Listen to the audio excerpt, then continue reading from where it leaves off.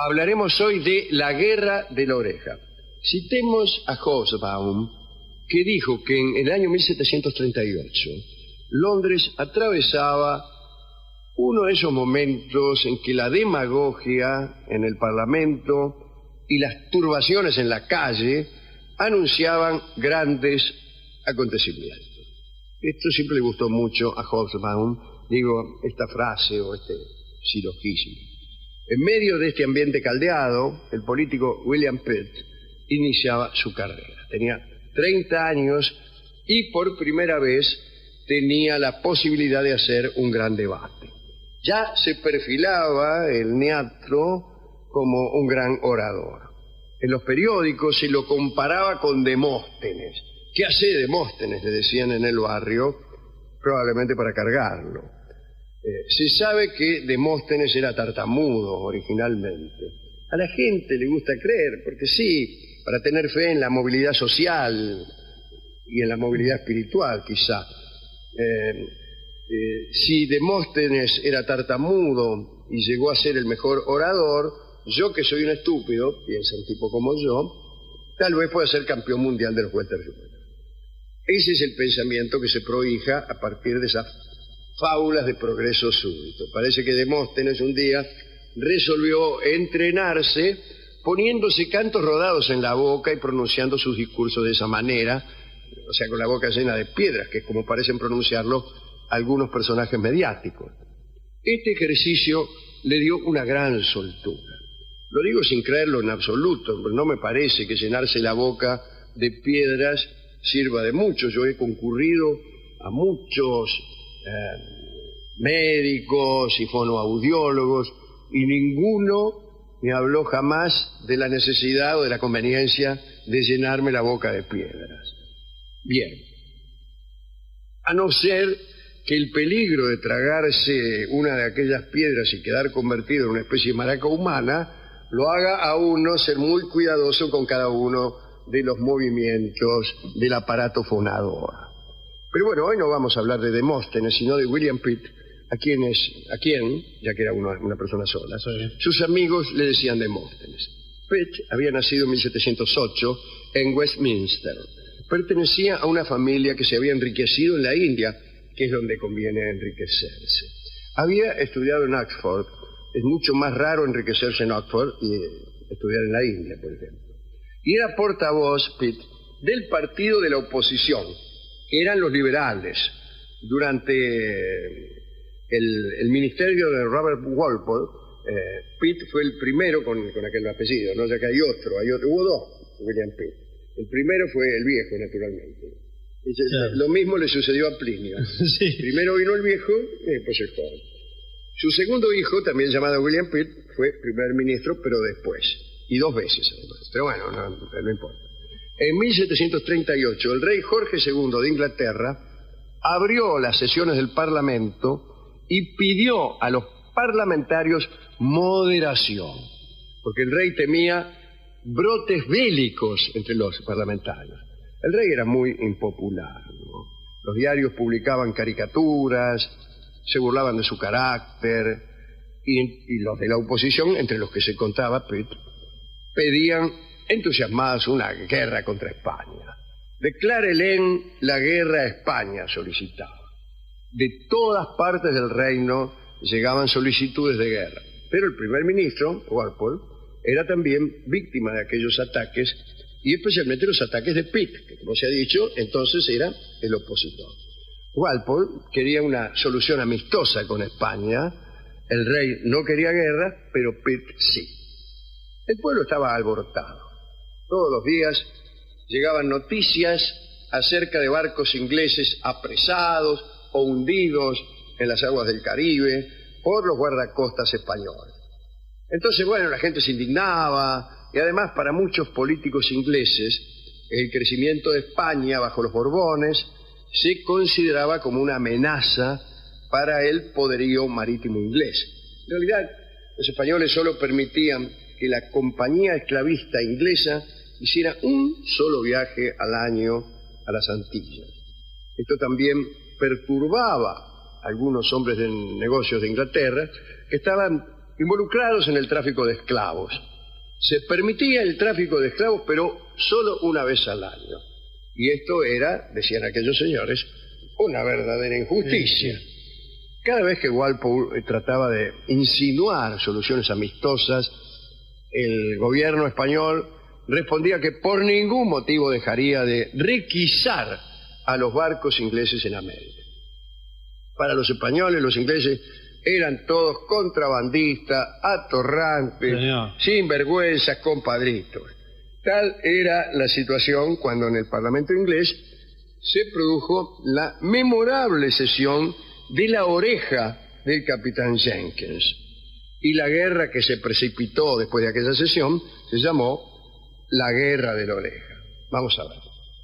Robert Jenkins era un contrabandista que tenía sus cuarteles en Jamaica y que hacía los negocios más sucios de todo el mar Caribe.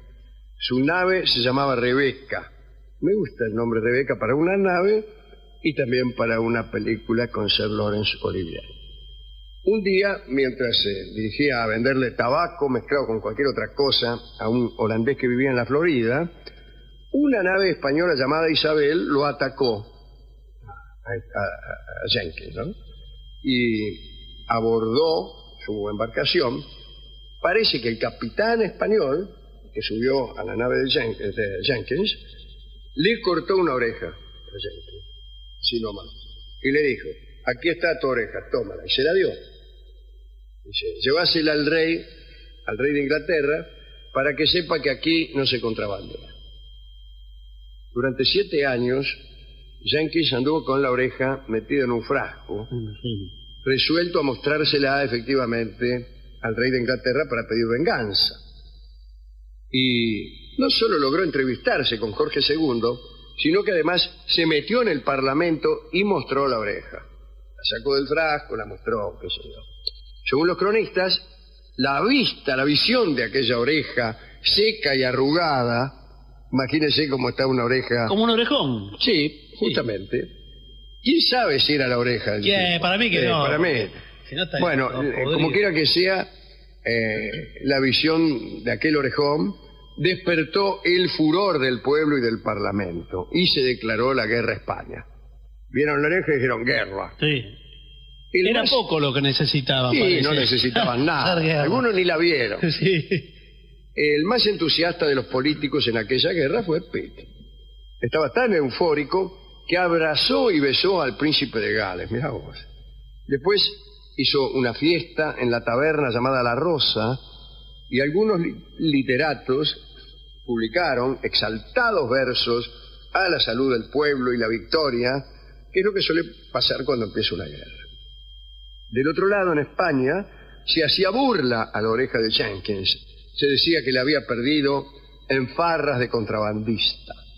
Entre los miembros del Parlamento, si es que Pitt había sido el más elocuente, ninguno había puesto tan en alto la voz como un valiente marino llamado Edward Vernon. Pertenecía a una de esas viejas familias importantes, que siempre andan en las altas esferas. Bueno, luego de extensas campañas en varios lugares, Vernon, que era un hombre valiente, se halló con 6 buques de guerra. Dice: me voy, dice, con estos buques de guerra, me voy a comer a Portobelo y a sus perros españoles. Y jamás guerra alguna fue tan popular como aquella guerra en Inglaterra. Las escuadras al mando de Vernon se dividieron. Una fue por el Caribe, la otra por el Pacífico, bueno, aprovechando la tierra, esa idea que hay de que la tierra es esférica. Sí. Bien. El imperio español en América quedó encerrado entre las naves de la Marina Británica. Las que fueron por el Pacífico hicieron desastres. Asaltaron e incendiaron el puerto de Paita en el Perú, quemaron medio Panamá, me imagino que la mitad queda al Pacífico. Bueno, el cronista dice que no quedó buque español en pie, pero en realidad es muy difícil que un buque esté en pie.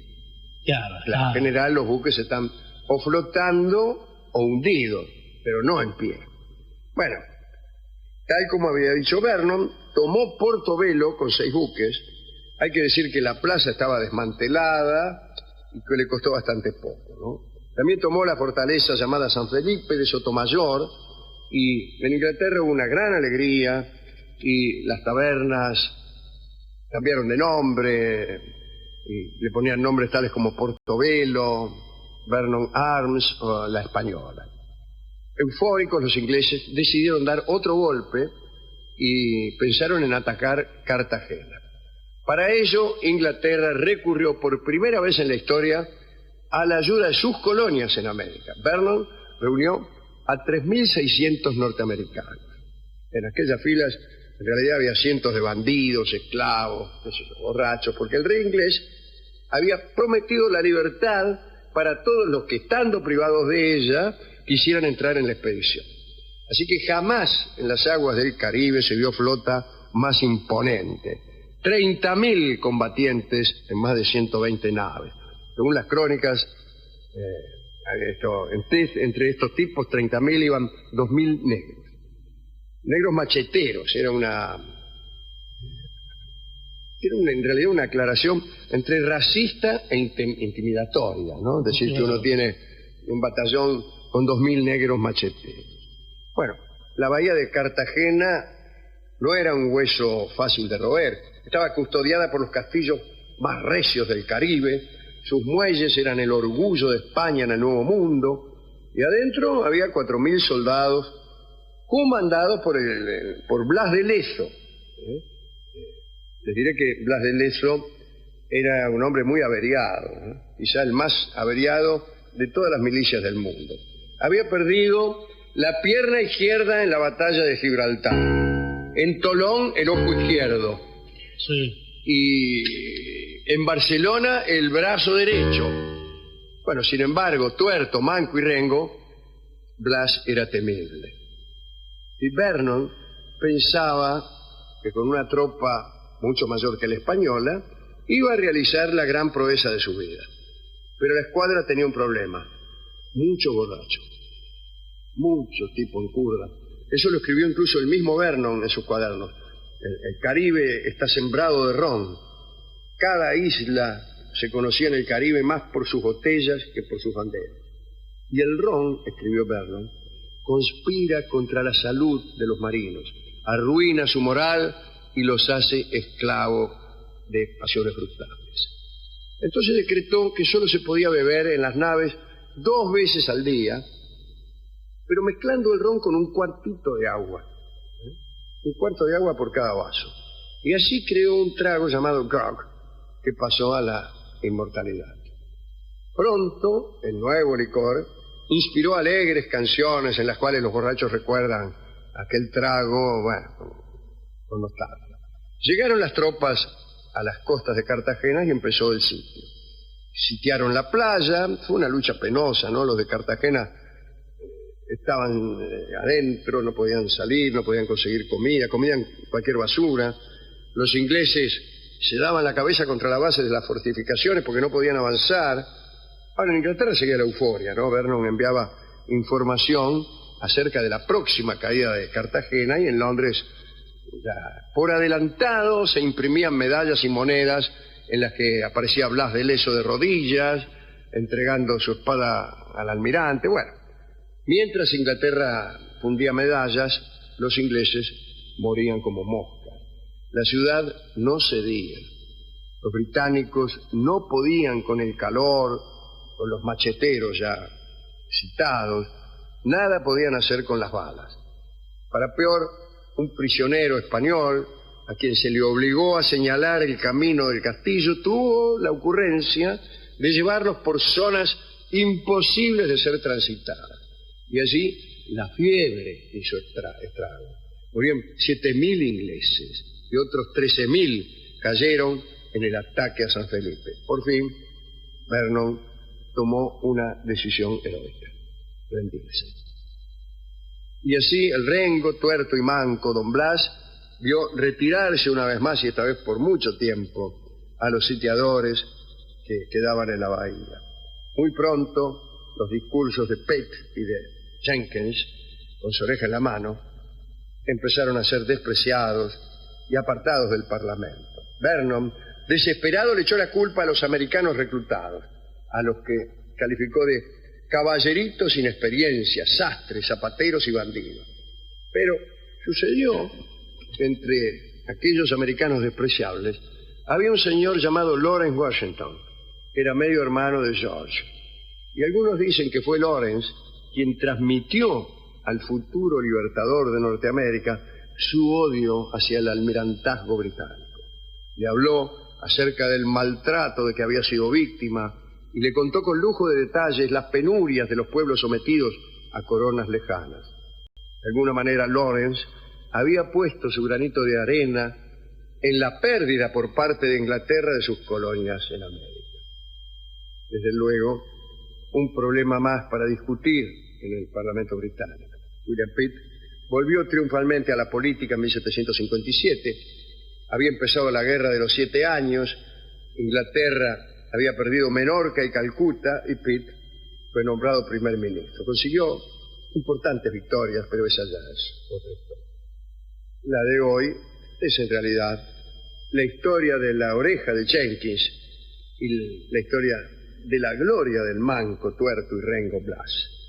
¿A quién dedicar esto? Bueno, a Blas no está mal, a la gente de Cartagena de Indias, al anónimo prisionero español que condujo a los ingleses por donde no era, y al medio hermano de Washington, a Lawrence, que fue con cuentos a su pariente. No andas a ver, ya le mintió por ahí. No lo habían tratado tan mal, pero el tipo ya estaba envenenado, ¿no? Exageró. Sí, sí. De todos modos, sería por lo menos audaz atribuir la independencia americana a los agravios del cuñado de Washington, ¿no? Así como tampoco se la puede atribuir a Napoleón, como alguien quería el otro día. Bueno, Napoleón generó condiciones en España que favorecieron la rebelión de los criollos. Hemos sido, pero eso solo, no es que él tomó la decisión de libertar. No se lo propuso. A las Provincias Unidas del Sur. Bueno, hemos ido a la discoteca a buscar discos sobre hermanos que van con cuentos a los futuros libertadores. Esa es la función de los hermanos de los libertadores, ir con cuentos acerca de la potencia usurpadora. O sea, mirá lo que andan diciendo los españoles de vos. Bueno, pero no había nada, ¿eh? De morochos macheteros tenía. En realidad, en estos tiempos, los morochos macheteros se dedican a grabar discos más que otra cosa, pero nosotros hemos preferido el tango que se llama Orgullo Criollo en homenaje a este orgulloso Blas y en homenaje a aquel orgulloso prisionero anónimo que llevó a los ingleses por el incierto rumbo del estómago.